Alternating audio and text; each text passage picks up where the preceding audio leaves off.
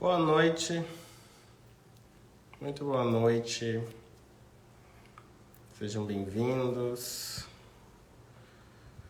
para essa live. Fico muito contente das pessoas estarem vindo, as pessoas quererem saber a respeito dos assuntos que eu tenho trazido aqui. Boa noite. O pessoal está chegando para a gente começar. Eu vou me apresentar, eu acho que sempre é importante, né? Nem todo mundo me conhece. Eu sou o Dr. Yuri Oliveira, sou médico, psiquiatra, sou psicanalista em formação. Estou com esse projeto aqui de trazer informações nesse formato de lives nas quintas-feiras. De a gente poder, cada noite dessas, a gente poder pegar um assunto, falar um pouco a respeito. Eu acho que é uma forma de divulgar a saúde mental, de poder, colocar esses assuntos que são muito importantes. Muita gente se identifica. Eu acho que um dos meus propósitos é esse, né? Eu sei que muita gente entra em contato para tentar uma consulta, às vezes não consegue em função dos valores, ou às vezes até em função de horários, né? Então eu acho que esse é uma ferramenta importante de poder atingir mais pessoas, divulgando saúde mental, podendo ajudar algumas pessoas. Então um dos meus propósitos de estar aqui falando sobre esses assuntos é justamente esse, né?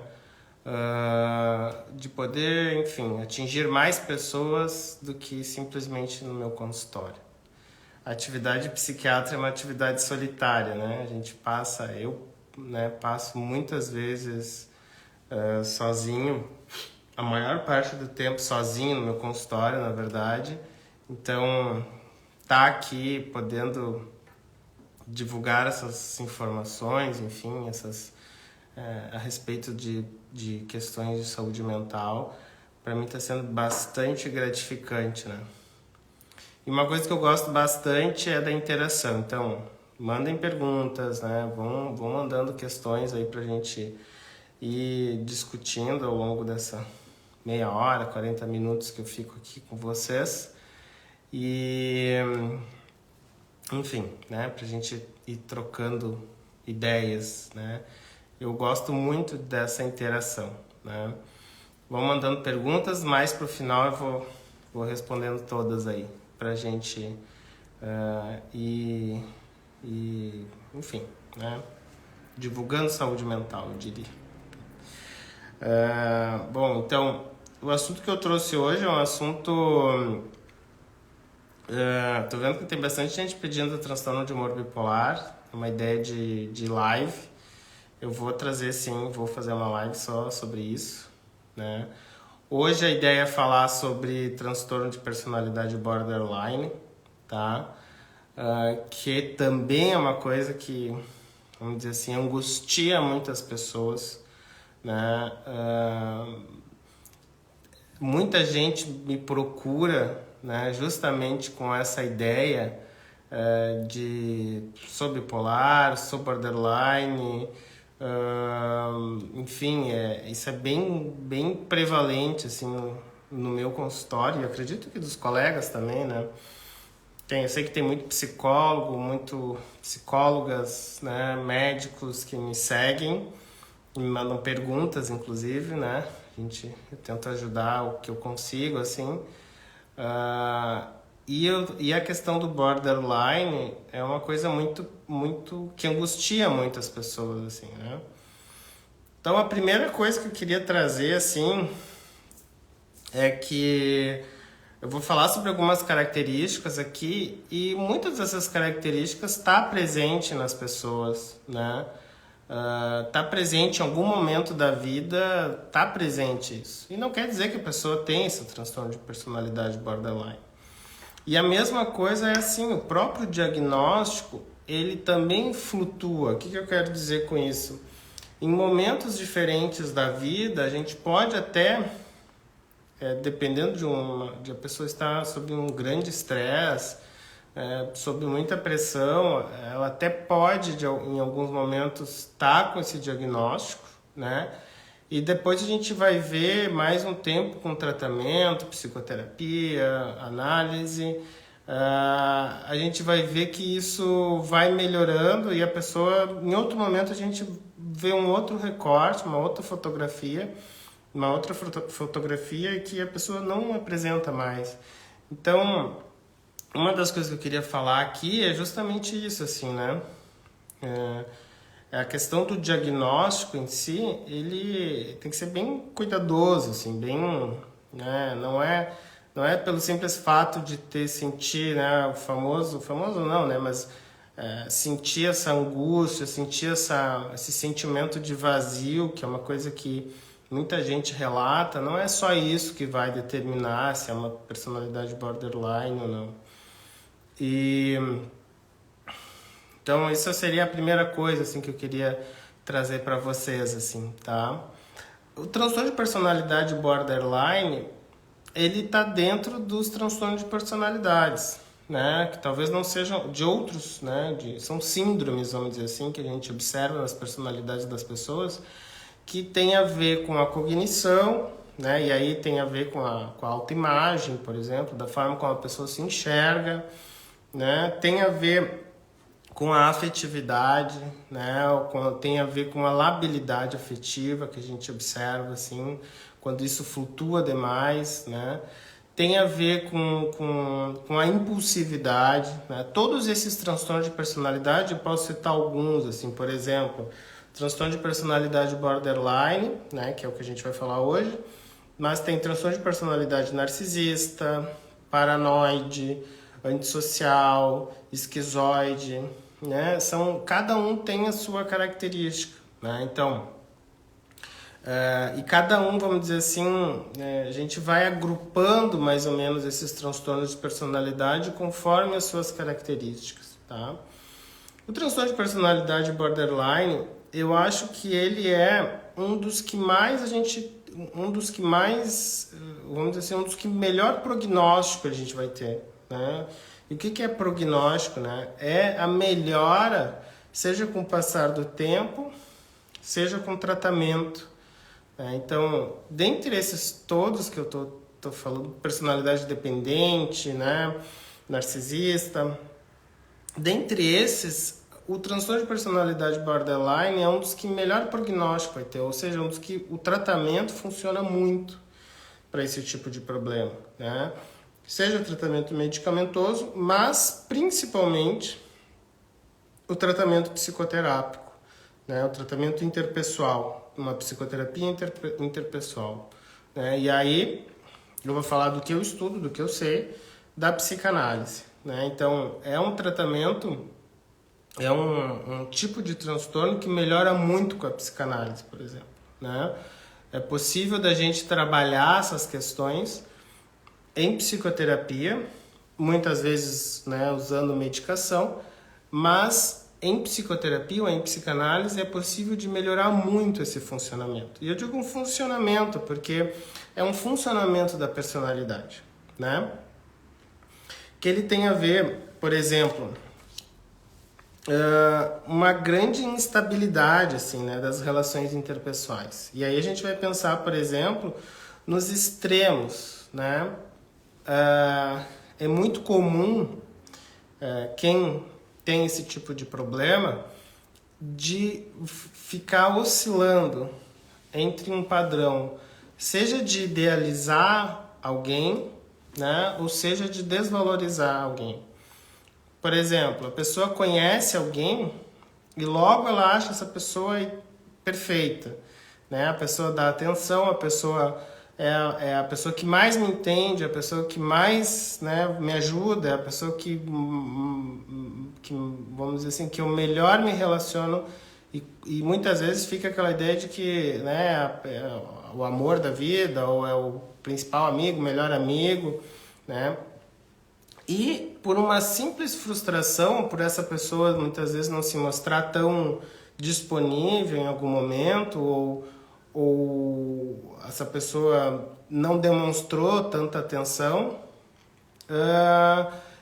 esse padrão se inverte, ele vira num padrão, né, de extrema desvalorização. Isso na psicanálise a gente fala, né, como um mecanismo de defesa que é a cisão, né? Ou seja, é difícil de enxergar numa mesma pessoa que essa pessoa tenha coisas boas e coisas ruins e seja uma mesma pessoa. Então a gente olha, a gente observa, por exemplo, que ora uma pessoa é totalmente boa, ora essa pessoa é totalmente ruim. Né? Isso é uma das características, né, desse tipo de funcionamento, né, dentro da personalidade borderline. Né? Uma outra coisa, assim, né, a questão do medo intenso do abandono. Né? São pessoas muito sensíveis a simples movimentos ou a simples gestos que possam significar um abandono. Né? A pessoa está cansada, não presta muita atenção, a pessoa... Né, cancelou um compromisso, a pessoa... E para essas pessoas que são muito sensíveis, elas enxergam isso como um abandono, né? E isso gera muita angústia e desperta muito o sentimento de vazio, que é isso que a gente pensa também, que essas pessoas, que quem tem, né, essa transtorno de personalidade relata muito isso. É um sentimento de vazio, um sentimento muitas vezes de não ter o porquê existir, né? Isso é comum, né, de se apresentar assim. A questão da autoimagem, né, e da própria identidade, assim, isso são coisas comuns e de novo a gente vai observar, né, não é dessas características que eu tô falando aqui que vai determinar ou não um transtorno de personalidade. São todas, vamos dizer assim, uma série dessas que vai, de alguma forma, permitir que a gente feche um diagnóstico ou não. Então, assim, a identidade, ela é muito instável, né? Ora a pessoa se enxerga de uma forma, ora a pessoa se enxerga de outra. Né? Ora ela se veste, se identifica com um tipo de estilo, ora ela se identifica com outro tipo de estilo. Isso flutua demais, né? Isso vale para as carreiras profissionais, né, de não conseguir, de ter muita dificuldade em uma carreira profissional. Isso vale para relacionamentos com amizades, por exemplo. Então, são coisas que de alguma forma vão dificultando muito uma linearidade, vamos dizer assim, né, uma evolução. Uma coisa importante de se pensar que isso que eu estou falando, por exemplo, é comum na adolescência, né? Então, a gente não vai pensar em transtorno de personalidade em adolescentes. A gente vai fechar esses diagnósticos sempre do final da adolescência para a vida adulta. E é geralmente no início da vida adulta que tudo isso surge com muita força, né? Porque geralmente é nesse momento que as pessoas precisam tomar, vamos dizer assim, fazer escolhas, seja profissionais, né, seja de relacionamentos, de casar, decidir ter filhos, enfim.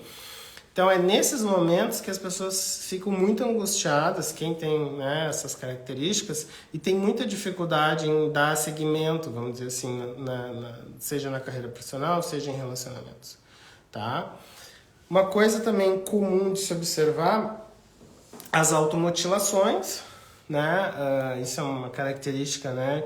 Muitas vezes assim a gente observa uma grande, justamente esse sentimento de vazio que muitas vezes beira, vamos dizer assim, um sentimento de não existir, né? De não ter quase como se a pessoa precisasse, fica numa angústia tão grande que ela precisa se machucar, sentir na pele, como uma forma de se sentir existente, né? Como uma forma de se sentir existindo, melhor dizendo. Né? Então, são angústias muito primitivas do ponto de vista do desenvolvimento afetivo. E aqui a gente pensa numa coisa, que o transtorno de personalidade borderline, ele está muito ligado a questões da infância. Perda de pais muito cedo, negligências, né, abusos físicos, né, abusos sexuais na infância, está tudo muito ligado. Claro que não necessariamente isso, né? Ou às vezes não é tão claro essas questões, né? Esses relacionamentos, essas questões infantis muitas vezes não ficam tão claras assim, né? É normal ter muita irritabilidade também, é outra coisa que é comum, assim, né? E uma irritabilidade um pouco, vamos dizer assim, desproporcional.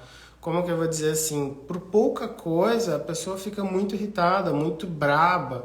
E isso pode, inclusive, vir para o ato, né? Pode, inclusive, vir para brigas físicas, para agressões físicas. Então, isso está presente também nessas questões de transtorno de personalidade borderline. Vamos ver um pouco das perguntas aqui. Vem Lift AD para ansiedade, sim, tá bem, né? Tomando melatonina, clonazepam, não consigo dormir. Bom, aí a melatonina ela não tem muito evidências assim para insônia, né? Aliás, não tem, né? Doutor, não foi participar do Congresso de Saúde Mental? Não fui. TAB estabilizada com lítio, sim. Quetiapina induz o sono, sim.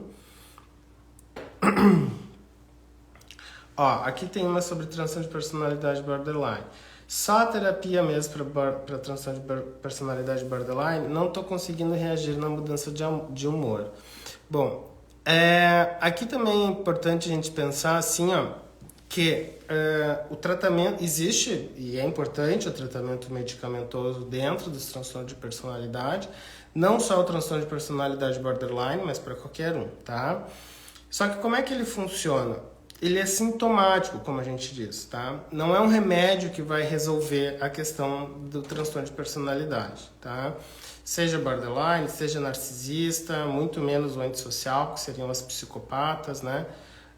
O esquizoide, paranoide. Ele é sintomático, ou seja, vamos supor assim, a impulsividade está muito forte, né?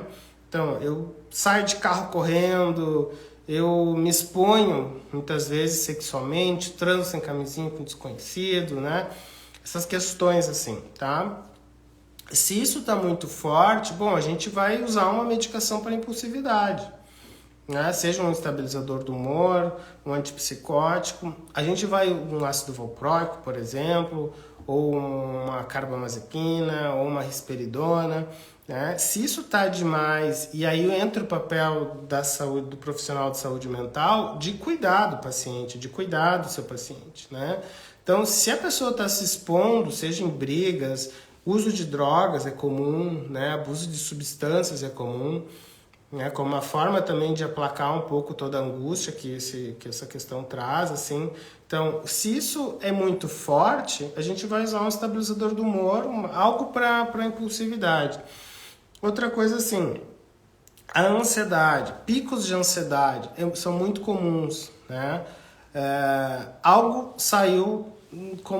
não saiu como esperado. Muitas vezes isso pode trazer uma grande ansiedade, né? Momentos de grande ansiedade e que podem, inclusive, gerar crise de pânico, por exemplo. Né? Então, nesses momentos, nessa situação específica, a gente pode usar um antidepressivo, né? Um tratamento para a ansiedade, que vai diminuir também a questão da ansiedade e muitas vezes, assim, uma das comorbidades mais frequentes, né?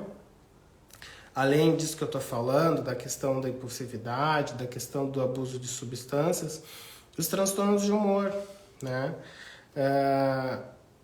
Todo transtorno de personalidade é um padrão persistente, né? E também isso é uma das coisas que muitas vezes quando as pessoas vêm me procurar no consultório, de saber quanto tempo isso. Isso aqui começou 1 ano atrás, Não, né? Isso é um padrão persistente que vem desde a adolescência. Isso persiste, se tu não faz tratamento, isso vai persistindo por muitos anos da tua vida. Então, assim, e além disso, ele traz muito sofrimento, né? Não é só a questão disso que a gente está falando aqui dos sintomas, mas traz muito sofrimento para quem sofre disso, né? Então, além disso ser persistente, ou seja, por muito tempo na vida, isso também traz muito sofrimento. E aí, a gente vai pensar nos transtornos de humor, por exemplo, né? É muito comum ter uma depressão junto com o transtorno de personalidade borderline, né? Isso que a gente fala das comorbidades. Então, também a gente vai tratar o transtorno de humor, o transtorno depressivo, né, com um antidepressivo, por exemplo, para aliviar alguns sintomas. Agora, o funcionamento da personalidade em si, ela não é tratada com medicação, né? Bem, né? Acho que quem descobrir uma medicação que resolva essas questões de personalidade, enfim, vai ganhar o Nobel, né? Enfim, é algo que resolveria muitas das questões. Mas, infelizmente, a gente não existe isso, tá? Então, o tratamento do funcionamento da personalidade, que é isso que eu falo aqui para vocês, em relação às relações interpessoais, em relação à forma da autoimagem, da identidade, né?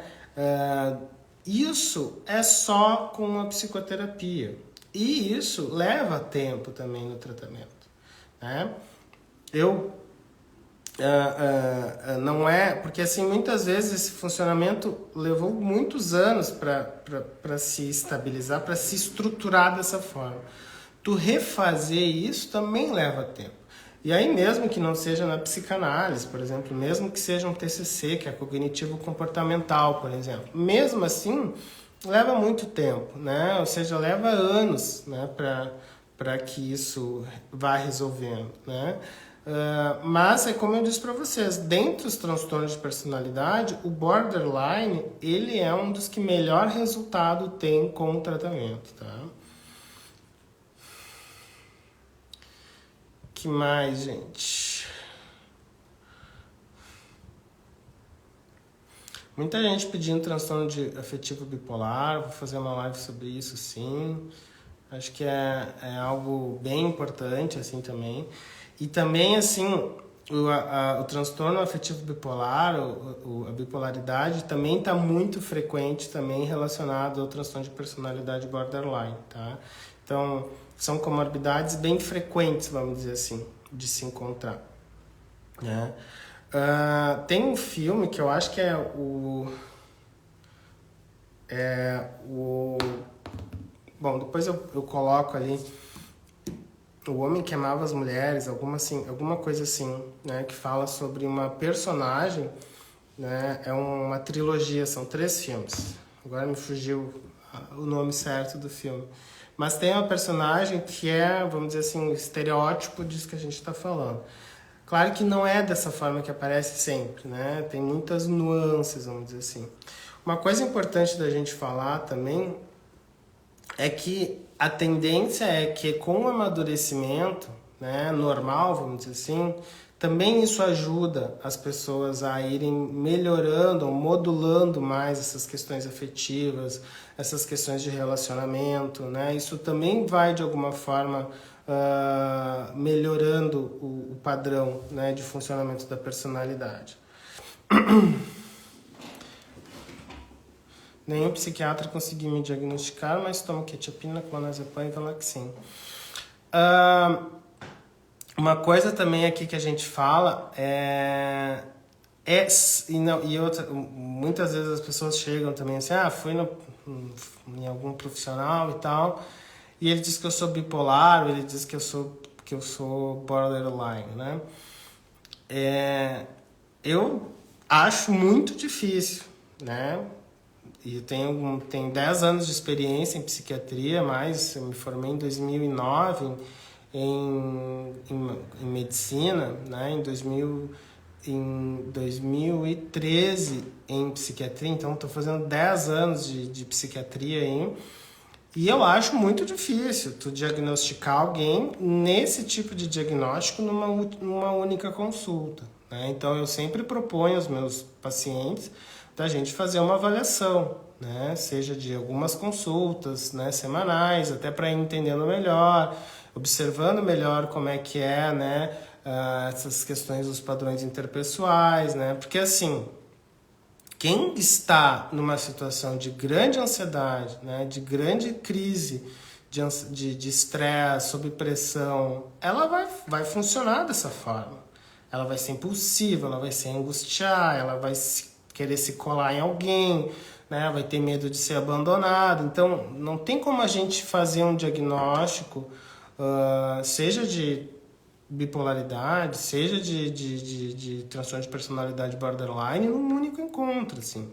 Então, a gente tem que ter cuidado, e até porque, assim, são diagnósticos pesados, né? Diagnósticos que trazem, vamos dizer assim,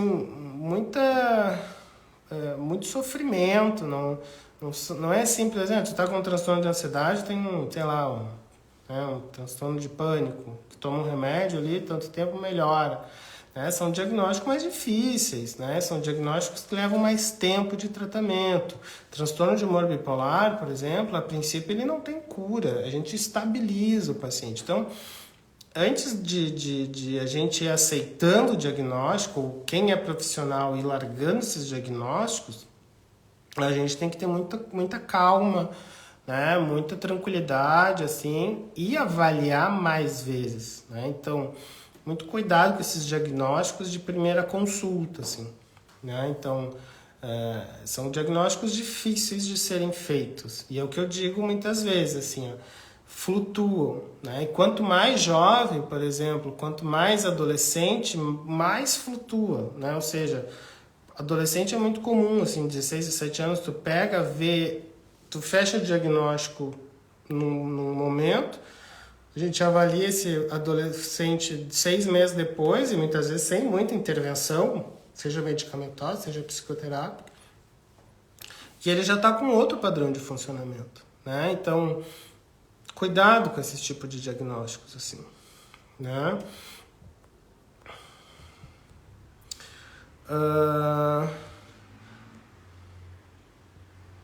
900 miligramas de lítio, risperidona e clonazepam para transtorno de humor bipolar, tá bem? Eu acho que sim, eu acho que eu posso falar do que eu conheço, né? A psicanálise, como ela vai muito nas questões da infância, né? A gente estuda muito a formação da personalidade, então a gente tem algo que te traz muitas ferramentas, seja para tu avaliar alguém com transtorno de personalidade, seja para o tratamento, né? Então, inevitavelmente a gente vai passar por essas questões, né? De vida, de estresse, de negligências, de abusos, né? De excessos, vamos dizer assim, de traumas, né? O trauma, ele é um excesso. Né? Então, muitas vezes assim, não foi nada, mas para uma criança talvez seja. Né? Então, nesse sentido da gente falar de uma formação de uma personalidade, né? Como a gente está falando de transtorno de personalidade, quanto mais inicial na vida isso acontecer, mais marcado fica, né? No psiquismo dessa criança, dessa pessoa. Então, essas situações da infância são muito importantes, né, para, vamos dizer assim, quando a gente vai observar um adulto. Todo adulto traz uma criança dentro de si. Isso é importante da gente pensar, né? Então, quando chega um paciente adulto na minha frente, ele também está trazendo a criança que ele foi, né? Ele talvez não lembre, e na grande maioria das vezes não lembra, até porque a gente tem que esquecer dessas coisas justamente para seguir a vida. Né? Por mais traumática que foi a nossa infância, a gente tem duas opções, ou é seguir ou é morrer. Né? O ser humano, a tendência é de seguir, né? A pulsão de vida, vamos dizer assim, né? A vida tem que seguir, então o psiquismo funciona reprimindo essas coisas. Então, mas isso segue lá, segue agindo dentro da gente. Né? Então, no momento que isso segue, né, ela vai ser esquecido, isso vai ser reprimido, vai ser esquecido, mas está dentro da gente. Por isso que eu digo, né, quando senta um adulto na minha frente, ele está trazendo a criança que ele foi um dia. A gente acessar essas coisas leva tempo. Né? Na outra live, a gente estava até falando sobre isso, do tempo, de ver a dupla da psicoterapia, né? Seja de psicanálise, seja de psicoterapia. Então isso leva tempo, às vezes tu não se adapta com o terapeuta, tem que trocar, enfim. Mas a gente conseguir ir acessando essas experiências, essas lembranças, né, desse primeiro momento de vida leva tempo. E é muito doloroso tu mexer nessas coisas, né? Mas eu acredito, assim, eu tenho convicção de que é mexendo nessas coisas muitas vezes, e quando a gente fala de transtorno de personalidade, principalmente, né? Nos transtornos de personalidade, é a gente, de alguma forma, podendo dar um outro significado para essas coisas, né? Ressignificando, que é uma palavra que eu gosto, assim, junto de uma pessoa que está ali para te olhar, para te ajudar, né? Para te quase que pegar na mão, vamos dizer assim, ó, tô aqui do teu lado, vamos lá, vamos ver isso. Vendo essas coisas com outro olhar, porque agora a pessoa é adulta, né? A pessoa não é mais uma criança desamparada que precisa dos pais de qualquer forma. Agora é um adulto que muitas vezes tem autonomia para fazer as suas próprias escolhas, ou mesmo que seja com dificuldade, né? Tu estando junto de um terapeuta que tu confia, é como se os dois estivessem de mão dadas e vamos lá, vamos rever todas essas questões que tu passou. E aí, com o teu psiquismo atual, com a tua maturidade atual, é possível, então, de rever essas coisas que aconteceram contigo e dar um outro significado para isso. Esse é o processo da análise, esse é o processo da psicoterapia de orientação psicanalítica, e que melhora muito os funcionamentos da personalidade, né? E por conseguinte, os transtornos de personalidade, né? Então, por isso que, respondendo a questão ali da medicação, né? A medicação vai ajudar pontualmente, para questões pontuais, mas o verdadeiro tratamento para transtorno de personalidade é a psicoterapia, né? Por exemplo, vamos supor assim, né? Vamos supor assim, alguém que não podia ter confiança, ou que foi abandonado, ou que perdeu um pai ou perdeu uma mãe muito cedo. Isso fica uma sensação de que as pessoas podem ir embora a qualquer momento, por exemplo, né? Uma criança pequena, né? Tava ali minha mãe, tava ali meu pai, de repente não tá mais, né?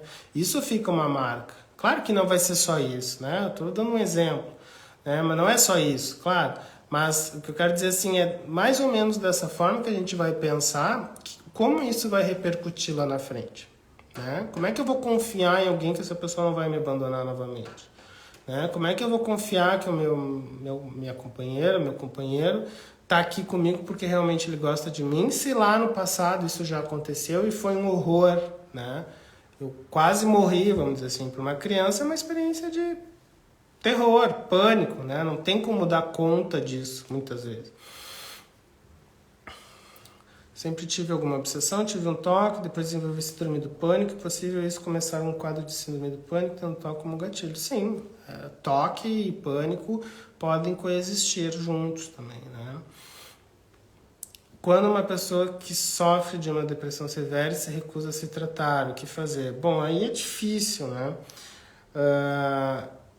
É difícil, assim, muitas vezes tu vê alguém que tu gosta muito, que tu ama muito, né? E a pessoa não aceita buscar ajuda, não aceita se tratar.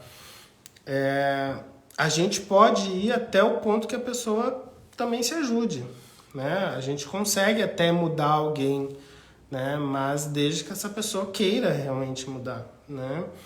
Então, claro que cada caso é um caso, né? Não sei realmente o que acontece, assim.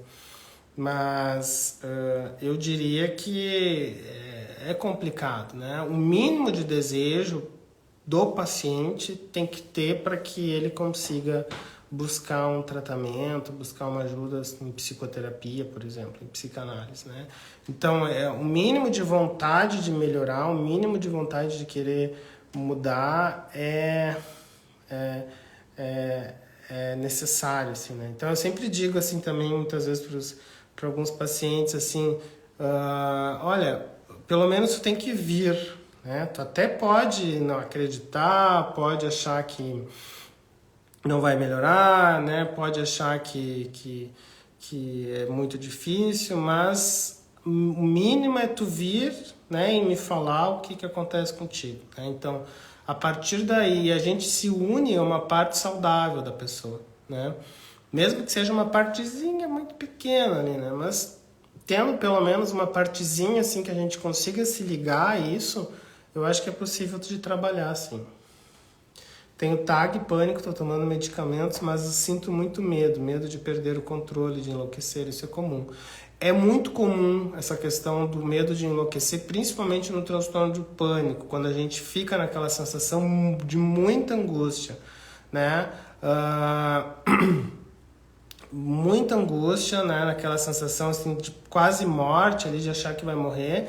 Uma das coisas que vem é o medo de enlouquecer, tá? Então, isso é comum nesses quadros, né? E que vai melhorando com a medida do tratamento, tá? Lembrando que assim, não é enlouquecer, bem dizer, mas talvez mais perder o controle, assim, né? Mas faz parte, sim, do transtorno do pânico, isso que acontece, né? Se eu uso algum tipo de medicação, eu já fiz tratamento, né? Para ansiedade uma vez, me tratei com um colega e faço tratamento psicanalítico também 3 vezes por semana em função da formação em psicanálise, né? Então, a formação em psicanálise ela é bem longa, né? Ela envolve análise pessoal, ela envolve seminários, né?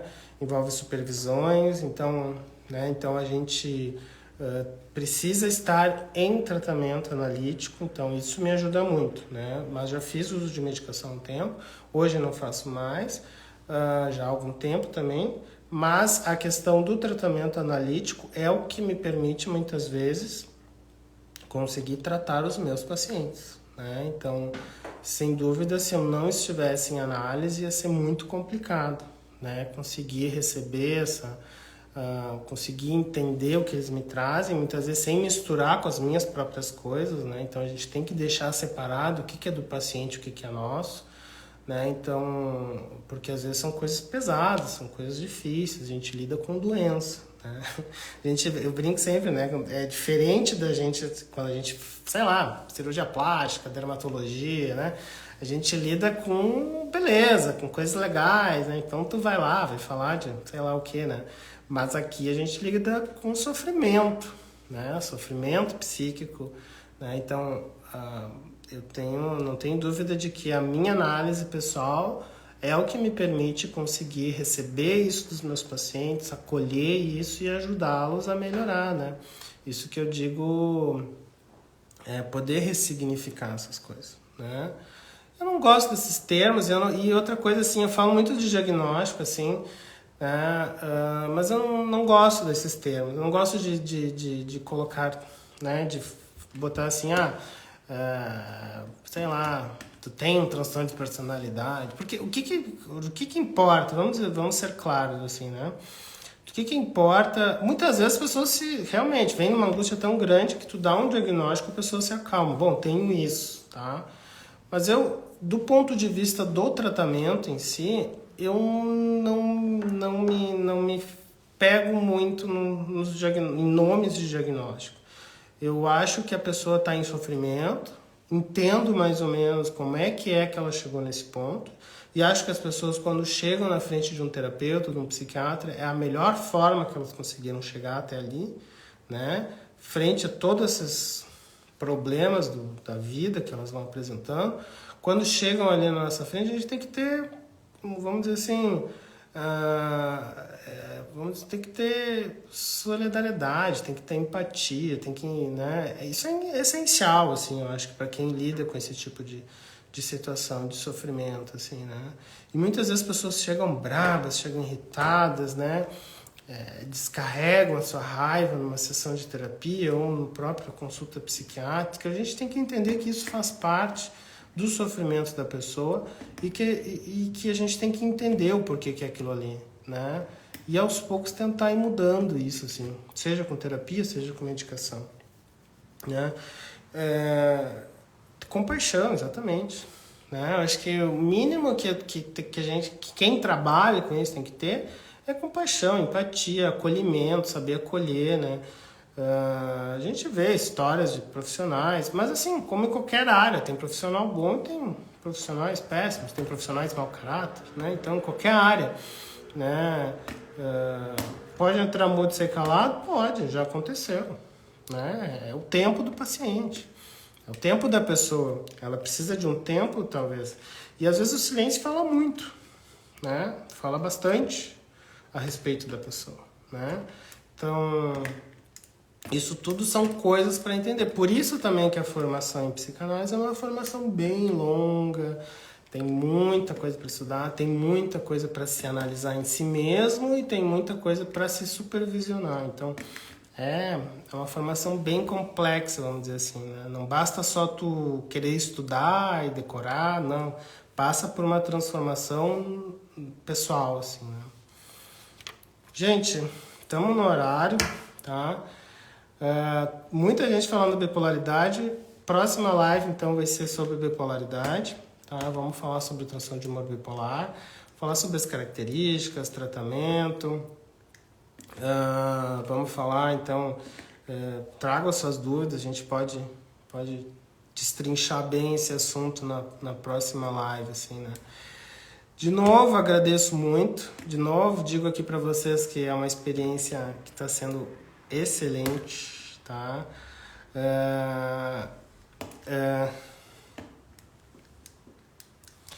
Muito obrigado, muito obrigado. Que bom que consegui te ajudar. E como eu estava falando, é uma experiência excelente, tá? Eu sei que muita gente não consegue consultar comigo, seja por morar longe, seja por questões financeiras, seja porque não tem horário e realmente não consigo atender todo mundo. Mas eu acho que tá aqui falando sobre essas coisas, tirando as dúvidas, né? Desmistificando essas questões de saúde mental, de tratamento. Eu vejo quando eu começo a falar sobre, né, tratamento, essas coisas de psicoterapia, psicanálise, eu vejo que vocês ficam mais interessados, me parece, do que simplesmente ficar falando sobre critério diagnóstico, né? Que eu também acho que é importante para a gente entender e classificar uma doença, é importante para dar um norte de que forma a gente vai abordar certos tipos de patologia, mas não, um paciente não se como é que eu vou dizer assim, não se reduz a isso, não se reduz a um diagnóstico. Uma pessoa é muito mais complicada, muito mais complexa, enfim, e é isso aí então.